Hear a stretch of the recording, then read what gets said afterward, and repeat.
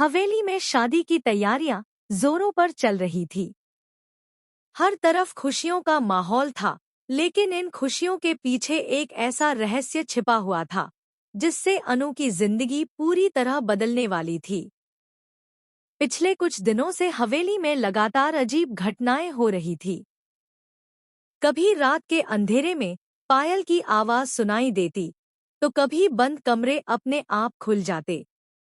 अनु को बार बार ऐसा महसूस होता जैसे कोई उसे किसी बड़े सच की तरफ खींच रहा हो, लेकिन उसे अंदाजा भी नहीं था कि इस बार सिद्धि माता ऐसा कदम उठाने वाली है जिससे पूरे परिवार में हड़कंप मच जाएगा।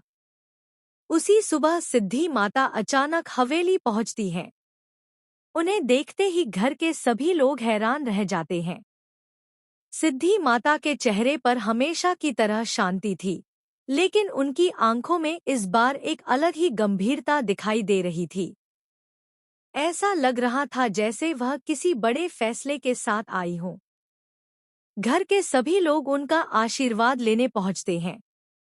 तभी सिद्धि माता की नजर सीधे पुष्पा और गोपाल पर जाकर रुकती है। पुष्पा और गोपाल दोनों घबरा जाते हैं, क्योंकि सिद्धि माता ने कभी पहले इस तरह उन्हें अलग से नहीं बुलाया था। तभी सिद्धि माता अपने साथ लाया हुआ एक बड़ा डिब्बा उनके सामने रखती हैं। पूरा परिवार हैरानी से उन्हें देखने लगता है। जैसे ही डिब्बा खोला जाता है, अंदर से एक बेहद खूबसूरत और पुरानी शेरवानी निकलती है। वह शेरवानी देखते ही घर के कुछ बड़े लोग अचानक चौंक जाते हैं। उनके चेहरे का रंग उड़ जाता है, जैसे वह शेरवानी किसी पुराने और दर्दनाक राज से जुड़ी हुई हो। अनु भी यह सब देखकर हैरान रह जाती है। उसे समझ नहीं आता कि आखिर सिद्धि माता अचानक यह शेरवानी पुष्पा और गोपाल को क्यों दे रही हैं। तभी सिद्धि माता गंभीर आवाज में कहती है कि अब समय आ गया है कि यह शेरवानी अपने असली हकदार तक पहुंचे। यह बात सुनते ही पूरे घर में सन्नाटा छा जाता है।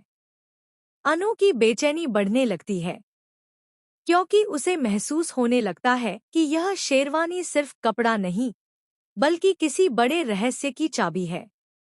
तभी अचानक अनु को फिर वही अजीब एहसास होने लगता है।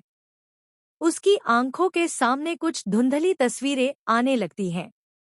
उसे ऐसा महसूस होता है जैसे उसने यह शेरवानी पहले भी कहीं देखी हो, लेकिन वह याद नहीं कर पाती कि कहाँ। दूसरी तरफ गायत्री देवी और घर के कुछ बड़े सदस्य सिद्धि माता को रोकने की